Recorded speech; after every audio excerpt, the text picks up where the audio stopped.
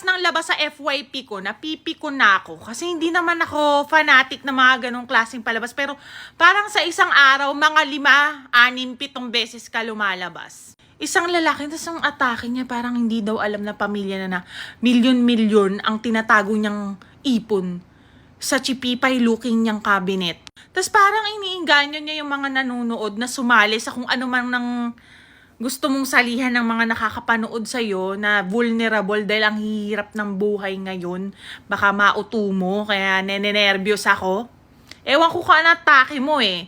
Pero ganun, yung parang minsan pila-pila yung mga tao, binibigyan niya ng makakapal na libo-libo, tapos naka-off yung comment section. Wala daw ilalabas kahit piso. Tapos sasahod ka ng malaki buwan-buwan. What? Ano? Hindi ko makuha yung logic. So anong gain mo? Walang ilalabas yung tao, walang gagastusin, pero susustentuhan mo. Parang ganun eh. Kung ang oportunidad na ganun ay totoo, eh aba, ibigay mo na lang yun sa mga kamag-anakan mo. Silang sustentuhan mo buwan-buwan. Wala naman palang ibibigay sa'yo, wala naman palang bayad, tapos sustentuhan mo na buwan-buwan. Sa kamag-anak mo lang yan gawin. Hindi yung ibuboost mo pa, be. Alam ko na yan. Guys, mag-iingat kayo lalo na yung mga minsan bugso ng damdamin natin sa hirap ng buhay. Gusto natin itry lahat eh.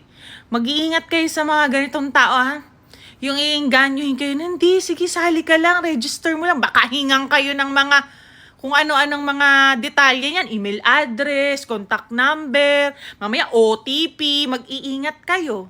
Hindi ko alam ang magiging style o kalakaran nila sa ganyan. Basta ang kutob ko lang parang walang madudulot yan sa inyong maganda.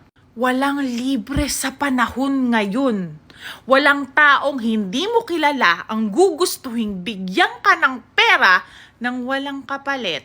Sabi ko nga sa inyo, mas mabuti pang TH tayo masyado. Tamang hinala. Kasi yung papaniwalain tayo masyado.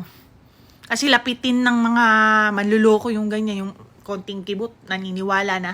Walang perang madali. Kapag sinabi sa inyong sobrang dali ng pera na yan, hindi yan totoo.